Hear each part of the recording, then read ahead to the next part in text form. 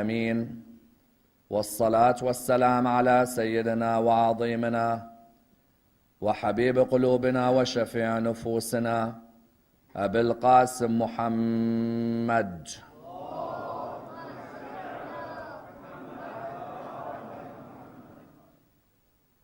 وعلى أهل بيته الطيبين الطاهرين وأصحابه الغر الميامين. الحمد لله الذي جعلنا من المتمسكين بولاية سيدي ومولاي علي بن أبي طالب.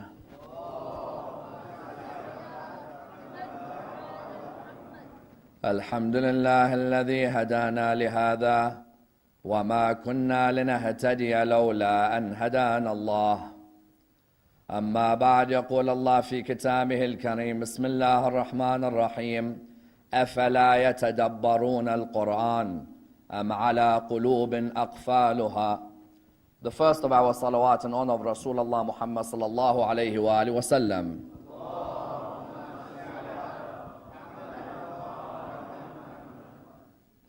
The second in honor of Amir al-Mu'mineen Ali ibn Abi Talib.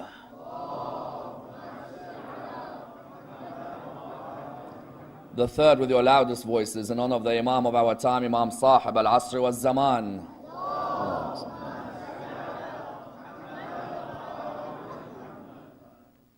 There is a request at the back for the brothers just to move even closer to the front for those who are coming in. Sallu ala Muhammad wa ali Muhammad. Allahumma salli ala Muhammad wa ali Muhammad.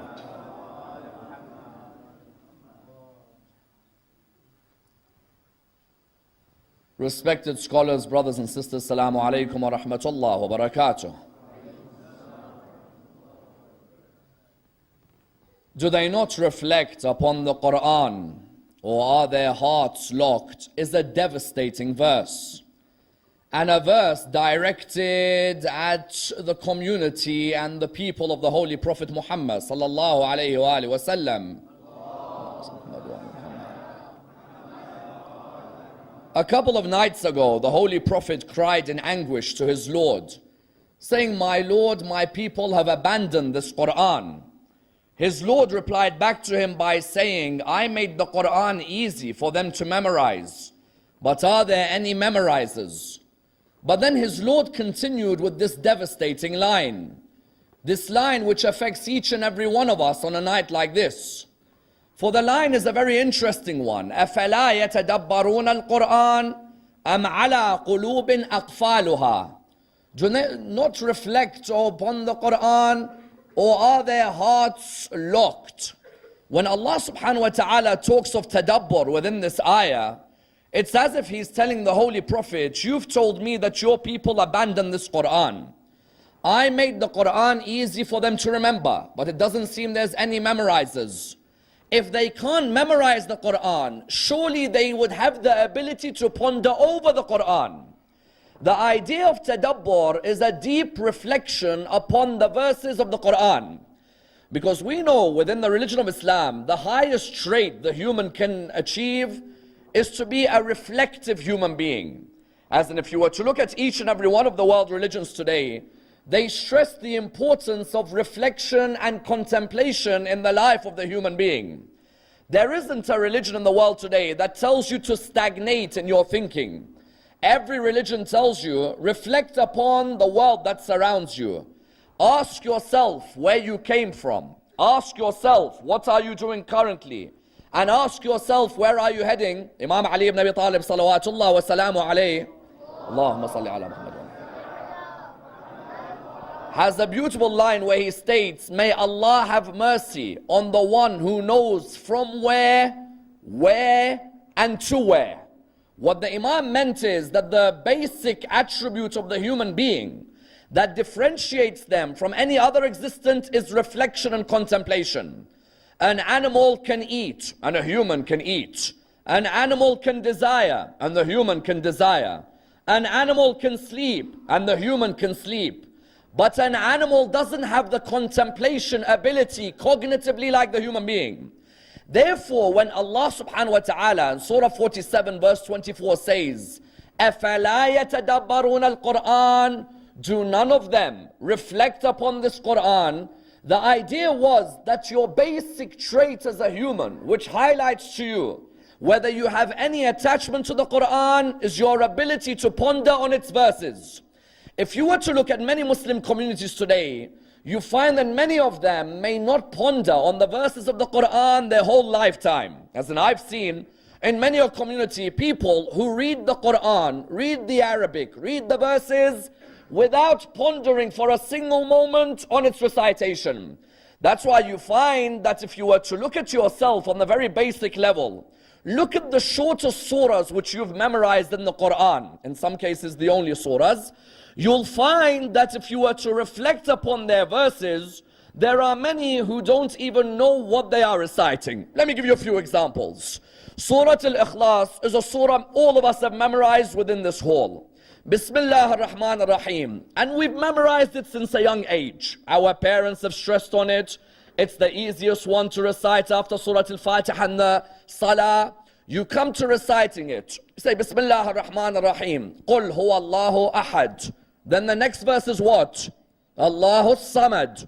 Ask many Muslims in the world today, what does Allahu Samad mean? You'll have some turning around and saying to you, I have not got a clue what Samad is. You'll have others turning around to you, to tell you the truth, I don't think I've ever bothered looking at the translation of Allahu Samad. Let's look at another example. You have the example like in the Quran and Surah Al-Kawthar. In Surah Al-Kawthar, what do you have within the Holy Quran? In Surah Al-Kawthar you have Inna a'tainaka al-Kawthar fasalli li rabbika wanhar. Fasalli li rabbika wanhar. Ask many people in the world today. Inna a'tainaka al-Kawthar. They'll tell you who Kawthar is. Fasalli li rabbika wanhar. And pray to your Lord and offer a sacrifice. Ask them, what does it mean when it says pray to your Lord, offer a sacrifice? I've recited it for years. I've never once bothered looking for the translation. Correct? Ask others. Surah Yasin. You come to a verse of Surah Yasin. وَإِذْ أَرْسَلْنَا إِلَيْهِ وِثْنَيْنِ فَكَذَّبُوهُمَا فَعَزَّزْنَا بِثَالِثٍ. You ask people, what does this verse refer to? I don't know. You say to them, hold on a minute. You've recited this verse every Thursday night in your life, haven't you? Yes, I have. Have you once pondered who this verse refers to? You'll find many will turn around and say, we haven't pondered.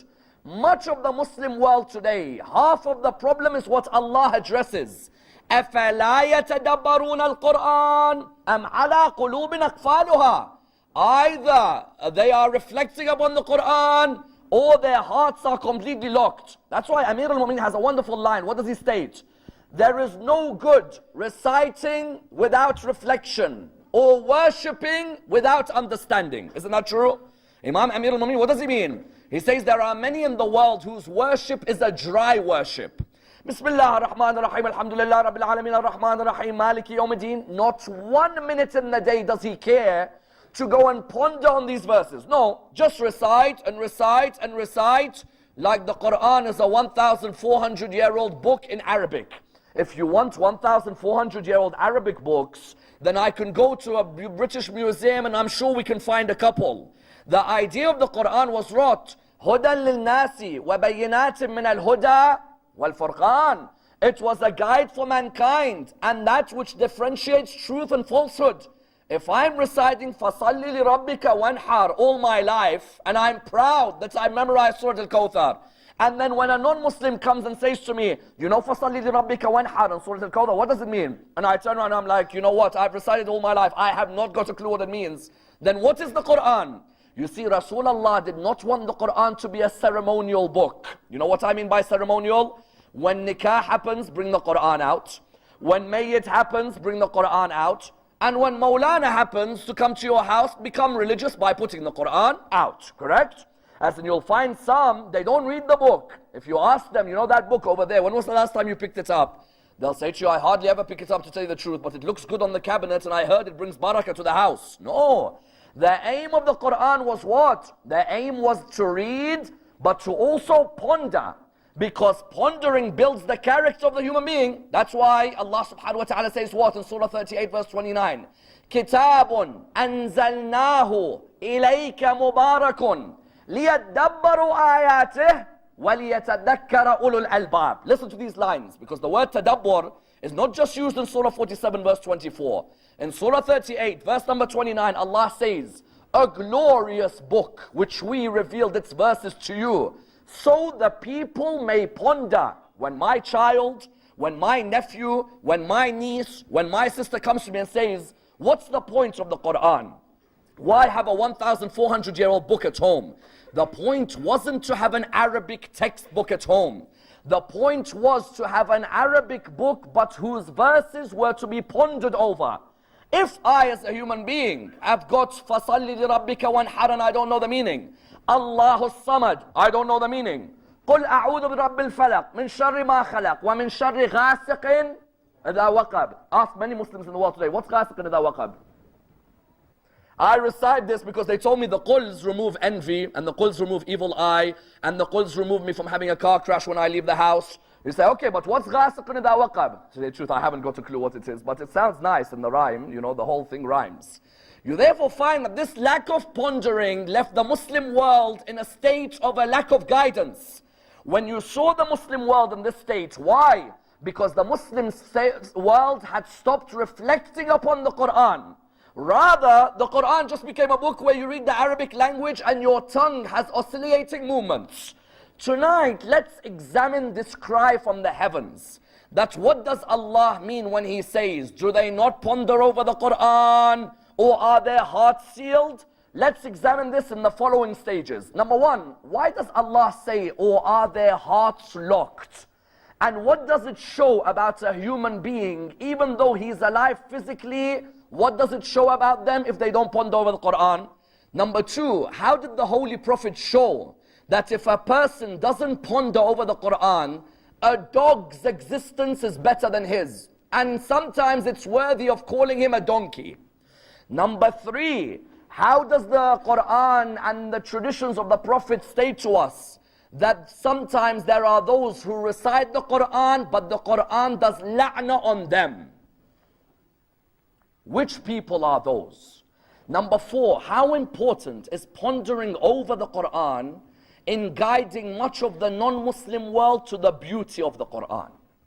Number five, how important is it not to recite Taraweeh the whole month and finish the Quran without pondering about the status of the ones Rasulullah loved in the Quran? And number six, how in Sham, in front of Yazid's palace, did pondering over the Quran affect a man cursing Zayn al-Abidin?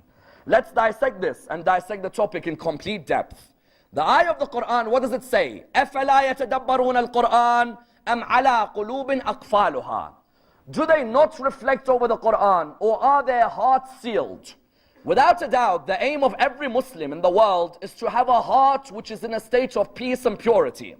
We know that the heart is the center of intellect in the human being. As in when the Quran talks of qalb, the Quran doesn't mean the qalb literally, the physical heart with blood pumping. No, heart in the Quran, whenever you read the word heart, it refers to the center of the intellect and the rational faculty in the human being.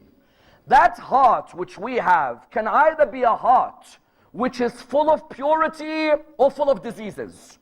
This heart as a central base can either be enveloped with diseases, or we're able to purify it to the highest level. As in sometimes you find that when you look within the Quran, Allah subhanahu wa ta'ala states that there are certain people whose hearts carry diseases. Is that not true? Sometimes you hear in the Quran, فِي قُلُوبِهِمْ مَرَضٍ.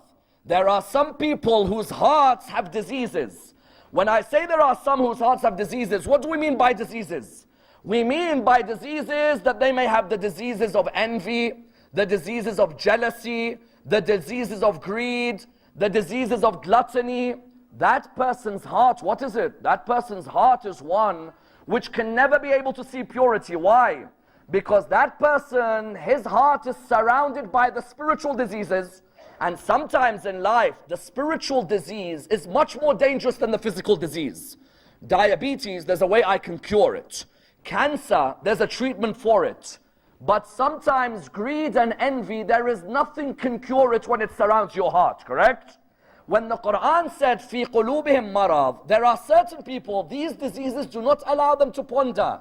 These diseases envelope their existence. Imam used to say that envy does away with faith like fire burns wood. Isn't that true? As in sometimes envy destroys you as a human being. When you look within the mirror, You're like, what is this disease that I have? That every time someone's successful, I'm envious of their success. You found the heart, therefore, was the center of reflection in the Quran. Rasulullah wanted to turn the Muslims' attention to what? Sometimes in the supplications, Rasulullah would want the Muslims to reflect that your ultimate aim in life is to allow this heart to grow, not to be enveloped by disease. Allow the intellect faculty to rise. Haven't you read, sometimes we say, Allahumma inni as'aluka al-amana, yawma la yanfa'u malun wala banun, illa man ata Allah biqalbin salim. On the day of judgment, my wealth and my children will not help me. What will avail me? My peaceful heart. Rasulullah wanted the Muslim to have a heart which was peaceful with itself. In dua, he would also tell the Muslims, Allahumma inni a'udhu bika min nafsin la tashba wa min qalbin la yakhsha. Ya Allah, I seek refuge from you from a heart that cannot become humble. When the Quran said, are their hearts sealed? What it meant was, the person who does not reflect upon the Quran, his heart is sealed from all guidance. Because if the Quran is recognized as a huda, as a guidance for mankind, the one who sits idly Monday to Friday, earning, without pondering on the Quran, that person's physical heart is pumping blood. His spiritual heart is dead, correct? His physical heart, yes, there's blood being pumped. His spiritual heart doesn't ponder at all about his existence. And that's why Rasulullah, how did he turn this on his head? He gave a hadith to the Muslims where he showed them, do you think your intellectual heart of your nafs is something simple? He gave a hadith from his Lord. What is it? قَلْبِ الْمُؤْمِنْ عَرْشِ الرَّحْمَنِ. The heart of the mu'min can carry the throne of Allah subhanahu wa ta'ala. This heart of the human being, the heart of the believer, can carry the throne of Allah. Ya Allah, your throne which carries all knowledge. No, O human being, if you reflect upon my Quran, I'll allow your heart to carry my throne. But it needs you just to take an hour of your day. It needs you to take 10 hours of your day. It needs you to take 10 minutes of your day. If you're able to reflect and ponder on the Quran, I promise this heart will never be locked. Let me give you an example. Miqdad came to the Prophet one day. He said to him, Ya Rasulullah, you know what, I'm confused. He said, about what? He said, I heard Abu Hurairah say something. I heard Ibn Abbas say something. And I heard a third Sahabi say something. He said, what is it? He said, Abu Hurairah said, an hour of reflection is greater than a whole year of worship. Ibn Abbas said, an hour of reflection is greater than 7 years of worship. A third companion, I went past him, he said, an hour of reflection is greater than 70 years of worship. Ya Rasulullah, I'm confused. You know what Rasulullah looked at him and he said? He said to Miqdad, come with me, let's hear what they've got to say. So when Miqdad walked with him, they came to Abu Hurairah. At this moment they said, Abu Hurairah, how do you reflect upon Allah subhanahu wa ta'ala? He said, I read Surah 3 verse 191 every day. He said, what do you mean? He said, Surah 3 verse 191, doesn't it say, the men of understanding reflect upon the creations of the heavens and the earth. So Ya Rasulullah, I reflect on this ayah every day. So Rasulullah turned around to Miqdad, he said, Miqdad, his 1 hour of reflection is greater than a whole year of worship. Correct? I don't want you just reading the Quran non-stop. No, read the verse, reflect and ponder on that verse. Abu Hurairah would look at the verse, he'd reflect, you know what? How did he create this heaven and the earth? How merciful is he that he allowed me to share from that treasure? He could have kept it all for himself, but he's made the heavens and the earth subservient to me. Rasulullah turned to Miqdad, he said, an hour of that pondering on one ayah of the Quran, just one ayah. There were our people, how do we think in Shahr Ramadan? You know what, I'm going to finish the whole Quran. Don't finish, relax. You don't worry. Don't finish. You just take one ayah for the whole month, wallah, you'll change the whole Muslim world. Because if you're just going to read it in parrot fashion, there's no point. And there are many people who write to me, they say, you know what, Sayyid Ammar, I finished the whole Quran this month. MashaAllah, credit to you. You have that attachment and it's good. But don't finish, rather ponder on the Quran. Just recite and ponder. Abu Hurairah, one ayah, just one, Surah 3, verse 191, Rasulullah said, you know that 1 hour of Abu Hurairah is greater than a year of dry worship.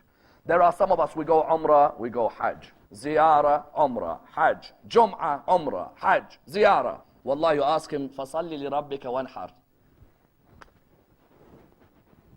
So why are you doing all of this? Why are you doing all of this?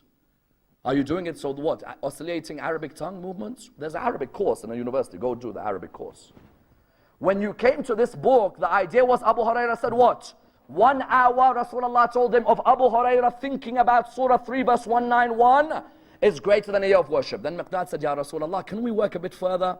Rasulullah said, come with me. Who said to you an hour is greater than 7 years of worship? 1 hour? Greater than 7 years of ibadah? He said, Ibn Abbas. He said, let's go and see what he does. Ibn Abbas was reading the verses about the Day of Judgment. You know those scary verses? The ones that make you reflect about your salah and your fast and the way you're treating your parents and the society that surrounds them.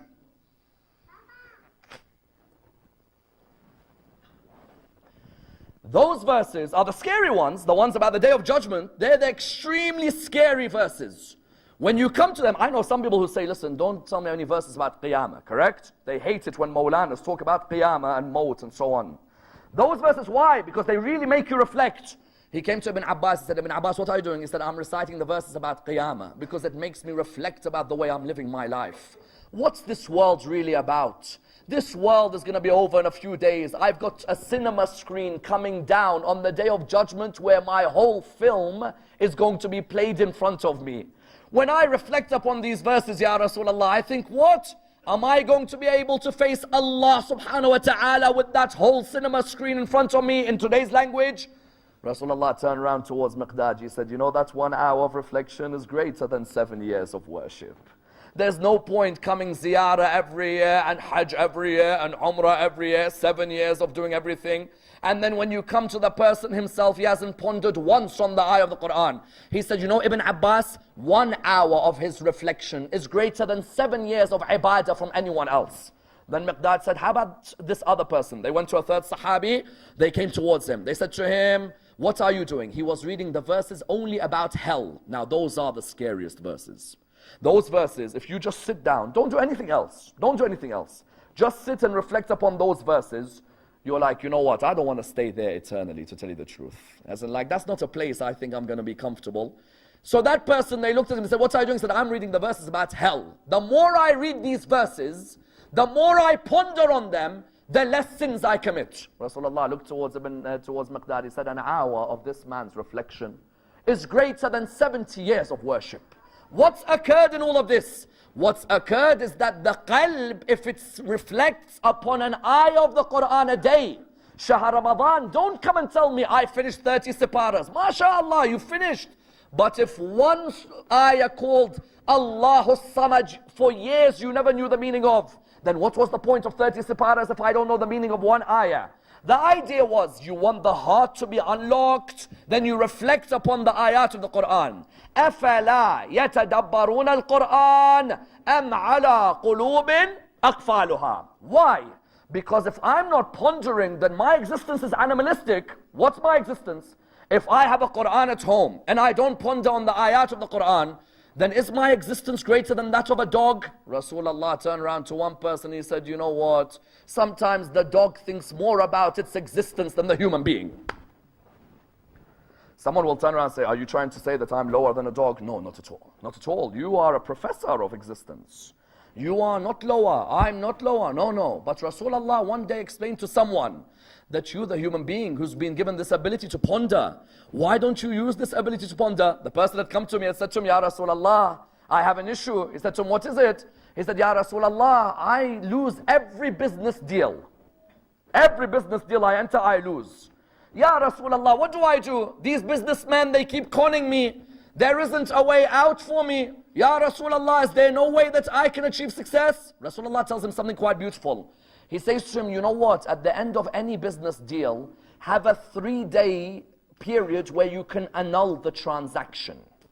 This is something interesting, as then you wouldn't consider Rasulullah giving you a 3-day refund or 16-day guarantee like you have in businesses today.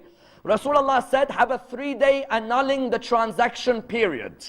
Maybe in that 3-day period you'll make profit. Maybe both of you who've entered the deal will make profit. Or maybe you'll reflect and you'll say, you know what, this deal isn't for me. He then looked at him and he said, my son, know that reflection and patience are gifts from Allah subhanahu wa ta'ala. And know that being hasty and being impetuous are from the signs of the gifts of shaitan. Then he said to him, my son, reflect, for it will make a difference between you and a dog. Listen to this line. He said, what do you mean, Ya Rasulullah?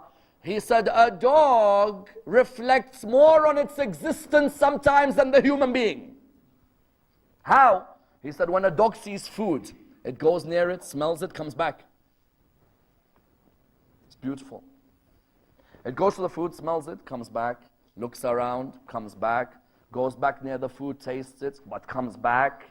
You see how many levels of reflection? Yes? Allahu Samad needs 5 minutes and you'll know the translation tonight. 5. But if you don't donate 30 seconds, then what's the difference? He says the dog goes to the food, comes back, goes away, comes back, looks around, comes back. It reflects and reflects and reflects. The human being with the Quran, they'll look at the verse, they won't even think of coming back. It will just be a case of recite it in the Arabic language. He said, if a dog can think about its existence like this, then why don't you ponder about your reality as well? And sometimes it's the truth. We as the human beings walk around on this earth arrogantly, thinking that we know everything. The reality is what? Sometimes a dog in 5 minutes has reflected more on its existence than the human being over 70 years. And that's why the Quran wanted to remind us through the Holy Prophet that what? There were nations before you, we gave holy books. We don't value them more than a donkey carrying luggage. Salat al-Jum'ah, every Friday we hear this, don't we? He purposely made everyone hear it on Fridays every week. How many times do you come on the Friday and you hear the verse, مَثَلُ الَّذِينَ حَمِّلُوا التَّوْرَاةَ ثُمَّ لَمْ يَحْمِلُوهَا كَمَثَلِ الْحِمَارِ يَحْمِلُ أَسْفَارًا. The example of those who carried the Torah. Look how the Quran is so beautiful. The Quran doesn't say, you know, you Muslims, you're all donkeys. Because you got the Quran, you don't read it. No, no, no, no. We won't be so direct. There were a group before you, we gave the Quran to. Yes? We gave the Torah to whom? We gave the Torah to the children of Israel. The children of Israel had the Torah like we have the Quran, isn't it? The children of Israel had the Torah nicely at home. You always make sure it's in a nice area, correct? It was gathering dust, and they would hardly ever read it. And if they read it, they don't ponder over it. It's just like Yasin wal Quran Hakim innaka lam yunsarin ala siratal mustaqim tanzil aziz rahim litunzira qawman ma unzira abahum. Just for 1 minute, did you think, you know what? Instead of every Thursday night reciting the whole of Yasin, I'm going to do an ayah a week with its tafsir. Why? Because I don't want to be a donkey carrying luggage. In Surah Al-Jum'ah, every Friday, Allah purposely told His Prophet, every Friday I want the Muslims to come to prayer and hear this verse. Because I want them never to reach a stage where they become donkeys carrying a book. A donkey, does it know what's on its back? No. Does it read what's on its back? No. Does it reflect on what's on its back? No. But does it have what's on its back? Yes, it has it. It has it. It's there. But is there any reflection? Is there any pondering? No. We the Muslims, when it came to our existence, a person's heart is locked if they don't reflect. Their existence may be lower than the dog and the same as the donkey. But when a person decides to reflect, that is what transcends them in the eyes of Allah subhanahu wa ta'ala. Imam Ali ibn Musa Rada salawatullah wa salamu alayhi has a phenomenal line. He says, never did I come across an ayah of the Quran, but that I had to search for the reason it was revealed. Someone turns around and says, hold on, Imam Rada is ma'soom, and he's been given knowledge of every ayah. No, Imam is saying this is an example to us. I never came across an ayah of the Quran, but that I asked, why was this ayah revealed? The ultimate level of deep reflection is that an ayah of the Quran does not pass me. No way. Excuse me, you're reciting Yasin, come here, come back with me, Maulana. I want you to explain every ayah to us. Because for years I've read these ayat and I've never thought about what I'm reading. You who are reading Surah Al-Kawthar, tell me what's فَصَلِّ لِرَبِّكَ وَانْحَرْ. You who are doing Allahu Samad, what's Allahu Samad? Imam al-Rida said, I never came near an ayah of the Quran, but that I asked myself, what's the reason this ayah was revealed? What is the background of this ayah? How does this ayah refer to myself? And that's why the famous hadith of the Prophet is a phenomenal hadith. We the Shia love to give la'na, correct? We're brilliant at la'na, mashallah. But do any of us ever consider that sometimes la'na is being done on us by the Quran? La'na on Ibn Ziyad. La'na on Shimr bin Dhul Jawshan. He doesn't realize the Quran's doing la'na on him 24/7. And he's proud. I'm doing la'na on the perpetrators of the crimes of Karbala. You knew that people like Shimr bin Dhul Jawshan originally had memorized the Quran or no? These were all memorizers of Quran. They had known the Quran inside out. These were Ali ibn Abi Talib's soldiers at Siffin. These weren't a joke. But there's a difference. What's the difference? Memorizing is one thing, but if there's no pondering on what you're memorizing, then what's the point? Correct? The Quran does la'na on those who recite it without pondering what's this verse revealed about.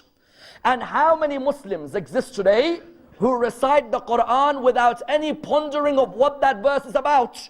When the Quran does la'na, la'na means what? Withdrawal of mercy. The Quran asks Allah, Ya Allah, withdraw your mercy from the one who recites me without pondering on my verses. The idea was what? That when you have all these verses of the Quran, don't just watch these verses in this way. Sit, read, bring the family together, sit with the children, ponder on these verses so the Quran doesn't turn around and say, Ya Allah, send your la'na on this person and ponder over me. And that's why people ask the question, if the object of reflection is the heart, what types of tadabbur are there? This is a fundamental question. The object of tadabbur is the qalb. We agree? Because the verse says, أَفَلَا يَتَدَبَّرُونَ الْقُرْآنِ. Do they not reflect over the Quran?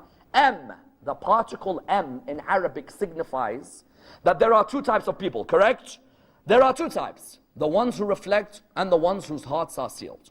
We recognize that tadabbur is the sign of the person who has a relationship with the Quran. What types of tadabbur are there? There are many types of tadabbur. There's scientific tadabbur, economic tadabbur, historical tadabbur, linguistic tadabbur. There's even tadabbur on the verses about the sea. Someone says, what do you mean scientific, historical, linguistic tadabbur? The Quran is not like the Bible and the Torah. The Bible and the Torah are books of history. The Quran is a holistic way of life. When you look at the names of the index of the chapters of the Quran, that should be enough for you to realize that one of your hobbies in life definitely has a chapter named after it in the Quran. What do I mean? There are some of us here who love what? Embryology, correct? There are some doctors in this hall today, correct? There are some who've studied biology. That person, all he needs to do in his life, tadabbur on the embryology verses. There are some in this hall who love going out to sea, isn't it? They enjoy the sea, they enjoy the study of the waves in the sea, they enjoy what happens with the ships and the boats in the sea. Just do tadabbur on the ayat about waves. There are some of us, for example, we enjoy reading about the origin of the creation of the human being, let's say. Then go and just read about the origin of the creation of the human being, do tadabbur on those verses. There are some of us who love law in this hall, isn't it? There are some of us who are lawyers who have studied law. Study the law, verses of law. There's only 500 of them in the Quran. But study the verses of law and see how it relates to the legal system you live in. There are some of us who love economics in this hall, isn't it? There are surahs in the Quran named after economic principles. Surah 8, what's it called? Surah 8. Surah 8. Loudly. Surah 8. Anfal. Fantastic. Anfal refers to the spoils of war. There's an economic discussion with a surah named after an economic concept. Do you know why that tadabbur is important? Because if you know where the verses are in the Quran about embryology, about the leech-like clot, about the atoms, about the waves in the sea. I guarantee you, you show those verses to a non-Muslim, that non-Muslim will learn more about the Quran than you will. Dr. Gary Miller has a fantastic book where he talks about his experiences of non-Muslims who became Muslims through pondering on 1 or 2 verses of the Quran only. Imagine, 1 or 2 verses, just a little bit of reflection on them. Dr. Gary Miller tells his stories of people in Canada and America who became Muslim because of 1 ayah of the Quran. Let me give you an example. He says, I knew someone who used to sail the boats in the sea. He read Surah 24 verse 40. You know, when he read it, he said, can I ask you a question? Muhammad had a sea around him? I said, no. He said, there's no way anyone can talk about waves in the sea when he hasn't been to the sea like that. Especially 1,400 years ago. Because Surah 24 verse 40 talks about the waves, how they hit each other. He looked at him. Dr. Gary Miller said, he looked at me and he said, are you sure Muhammad had not been to the seas? He says, look, I'm telling you, he hadn't been to the seas. He was living and brought up in Mecca, an arid land which is full of desert. He's like, then this word has to be from someone higher, because there's no one who knows the way the waves move unless he created those waves. In another story, Dr. Gary Miller says, just ponder on some verses, show them to the non-Muslim. When the non-Muslim reflects on them, he'll say, this is the book. In another verse, a non-Muslim tells Dr. Gary Miller, he says to him, you know the leech-like clot, خَلَقَ الْإِنسَانَ مِنْ عَلَقٍ, correct? Alaq. He said, I spoke to a non-Muslim professor who discussed with me embryology. He's like, there's no way Muhammad could have known about a leech-like clot when he hasn't been to a medical university. Rasulullah studied at Harvard Medical School. Rasulullah studied at the Sorbonne. Rasulullah studied at the medical school at Cambridge. No. He said, how does he know then about the leech-like clot in the process of embryology? Further than that, Dr. Gary Miller has a story, and you should all try and read this book. He has a story where one of his non-Muslim friends reflected upon the verse in the Quran about the atom. We know the atom in the heavens, and the atom in the earth, and the atom when it splits into smaller parts. That non-Muslim said to him, that verse, Surah 34, verse number 3, he said, you're telling me Muhammad knew at that time that an atom, which was the smallest possible existent, can even split into further parts? How does he know all of this? If we Muslims pondered on the Quran, wallah, we can change the whole world and its existence. Yet if you came to a Muslim today and said to him, can you show me which ayah in the Quran talks about the atom splitting into smaller parts? Our lack of pondering means we can't quote the ayahs well. Our lack of memorization means we can't even speak them. And then Rasulullah is right when he says they abandoned the Quran. Rather, when we're able to ponder on these verses, when a non-Muslim comes to speak with me about the Quran, do you know many non-Muslims what they think the Quran is? They think the Quran is a history book, like the Bible. It's the history of the prophets. What they don't realize is, no, the Quran is a book of science, a book of economics, a book of law. Even for those of you in the crowd, I challenge you not to let people think on your behalf. You go and do the thinking. What do I mean? What, you don't have your own mind? You have to wait for people to think for you? You read the Quran as if Allah revealed it to you yesterday. And when you see legal verses in the Quran, start studying them and challenging them. If there's a verse in the Quran about moon sighting, it says that the eye has to see. Why can't we come and look at this verse and say that, Ya Allah, you asked me to ponder. You said to me, if I don't ponder, my heart is locked. I ponder on that verse. In the 7th century in Arabia, you could only see with the eyes the moon. But Ya Allah, I have astronomy today. I have the telescope today. Why can't I ponder and use these scientific tools? If someone turns around to you and says, no, you can't think like that, say to them, the Quran ordered me to think. The Quran didn't order me to do following imitation blindly. Yes, there are people who are more knowledgeable than us. They have studied, but take it upon yourself. Those of you who are interested in organ donation, study the verses on organs in the Quran. Reflect, make theories. Those of you who have studied IVF, study the verses on embryology in the Quran. Don't let someone come to you and say, excuse me, you people haven't studied, you can't think. No. أَفَلَا يَتَدَبَّرُونَ الْقُرْآنَ.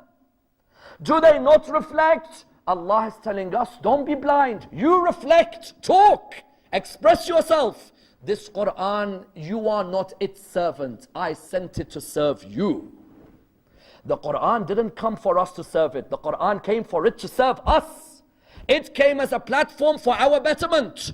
Therefore, when Rasulullah said ponder, when Allah said reflect, I tell you, no one summarizes this like Imam Zayn al-Abidin salawatullah wa salamu alayhi. Imam Zayn al-Abidin has a phenomenal line. He says, the Quran is like a treasure chest. Therefore, take the treasures, open them up and look what's inside them. True? The Quran is a treasure chest, but not a treasure chest that you just leave in the side. No. If you found a treasure chest on an island, wouldn't you open it up straight away? Wouldn't you check what's in the treasure chest? Likewise, Imam makes this very clear. He says the Quran is like a treasure chest. Then open the treasures, see what's inside them. And you know what the sadness is in the Muslim world today? There are many you see recite the Quran in the holy month of Ramadan. Recite and recite. Every night a juz'ah. Every night a juz'ah. Yet you ask them, don't you ponder over these verses you're reciting? Don't you think about these verses? There are people, they'll go a whole lifetime. A verse is clear in front of them making a statement, they'll dismiss the verse. There are some, you tell him, Habibi, the Quran says, Ya ayyuha alladhina amanu, idha qumtum ila salati, faghsilu wujuhakum wa aydiyakum ila al-marafiq, wamsahu bi ru'usikum wa arjulakum ila al-ka'bayn. Correct? The Quran says that, oh you who believe, when you rise for prayer, wash your face, wash your hand, yes? Rub your head, rub your feet. You look at him and you say, Habibi, it says rub. It says, so what? No, but Quran is saying rub. He's like, yes, but the Sunnah says wash. Habibi, which is more important, the Quran or the Sunnah? Ponder, reflect. This ayah is telling you to rub your feet. Yes, but I heard there's a hadith which says, what do you mean I heard there's a hadith which says the Quran is saying rub? So do you know what the final conclusion is? Rub is good, but washing is better.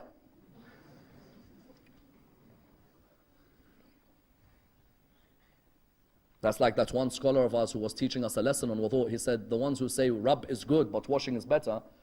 That's like saying, you know what, if someone drinks alcohol, you know the lashes for alcohol, say you have to lash them whatever, 80 times. He says, 80 is good, but why don't we lash them 600? It's better. Baba, the law is Allah's law. Who are you to come? There are some in Taraweeh right now. He comes across this ayah. Ya ayyuha alladhina amanu idha qumtum ila salati faghsilu wujuhakum wa aydiyakum ila al-marafiq wamsahu bi ru'usikum. And he's just standing there. And he'll go home, and what will he do? Will he wash or will he rub? He'll wash. The ayah is saying rub. Let me give you another example. Surah 66 verse 1, it begins. Surah 66 verse 3, the Prophet told his wife a secret. She went and told her best friend. Rasulullah told her, how dare you tell your best friend? She said to him, who told you? You say to him, Habibi, all wives of the Prophet are the same? He says, how dare you chat about the wives of Rasulullah? Habibi says, وَإِذَا سَرَّ النَّبِيُّ لَا بَعْضِ أَزْوَاجِ حَدِيثًا. The Prophet told his wife a secret. She went and told her friend. Am I meant to trust this wife? You can't talk about the wives of Rasul. But the Quran is talking, not me. How dare you? You must be Shia.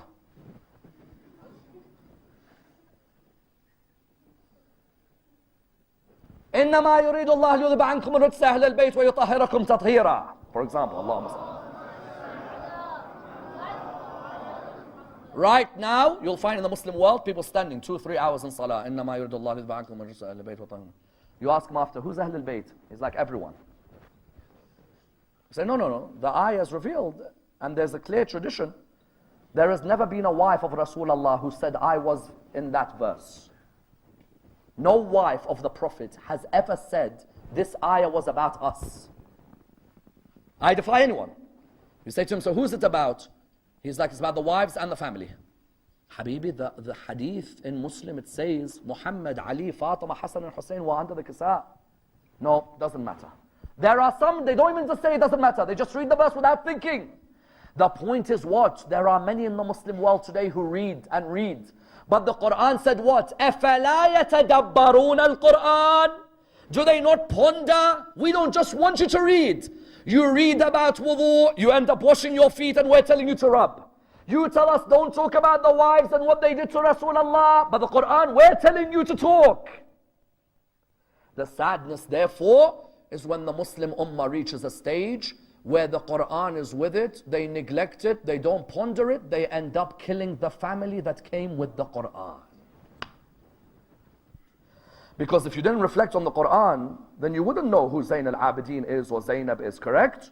All you would be doing is reading Arabic, and that's what happened in Sham. Because Imam Zayn al-Abidin says it quite beautifully. He said, we entered Sham, and when we entered Sham, he said, I saw Sahal bin Sa'ad al-Sa'adi. He said, when I saw him, I looked at him, and he looked at me, and he said to me that I was a companion of your great-grandfather, Rasulullah. So Imam Zayn al-Abidin looked at him, he said, do you mind doing me a favor? I said, what is it? He said, please buy me a piece of cloth and bring it to me. He said to him, why? He said, bring me the piece of cloth. He went, he bought him the piece of cloth. When he bought him the piece of cloth, you know what the Imam did? The Imam placed the cloth between the chain and the neck. Sahel said to him, why? He said, since Karbala, the chain has cut through my neck. I've just wanted something to place in the middle. Then Imam Sahel had left him. Imam continued to walk. A man came to him, said, curse be on you and all of your rebels at Karbala. Imagine the insult towards the son of Imam al-Hussein. He cursed him and he cursed all of the family who were around. They began to poke spears in the waist of Sayyida Zainab alayhi salam. They began to pour boiling water on Bibi Kulthum. But then on top of that, what did they do? One of them came and he cursed Imam Zayn al-Abidin. Imam looked towards him. He said to him, oh man, have you read the Quran? The man said, I know the Quran inside out. He said, have you read Surah 8 verse 41? وَاعْلَمُوا أَنَّمَا غَنِمْتُم مِّن شَيْءٍ فَأَنَّ لِلَّهِ خُمُسَهُ وَلِلرَّسُولِ وَلِذِي الْقُرْبَى. That when you acquire something, a fifth of it is to go to Allah and His Prophet and the family of that Prophet. The person looked at him, he said, yes, of course I've read that verse. He said, have you read the verse in the Quran? قُلْ لَا أَسْأَلُكُمْ عَلَيْهِ أَجْرًا إِلَّا الْمَوَدَّةَ فِي الْقُرْبَى. He said, yes, of course. It's about the family of the Prophet. He said to him, have you read the verse in the Quran? إِنَّمَا يُرِيدُ اللَّهُ لِيُذْهِبَ عَنْكُمُ الرِّجْسَ أَهْلَ الْبَيْتِ وَيُطَهِّرَكُمْ تَطْهِيرًا. He said to him, yes, of course I have. He said, oh man, have you ever pondered who they're revealed about? He said to him, tell me. He said, we are the family of Rasulullah. To my right is the granddaughter of Rasulullah. To my left is the other granddaughter.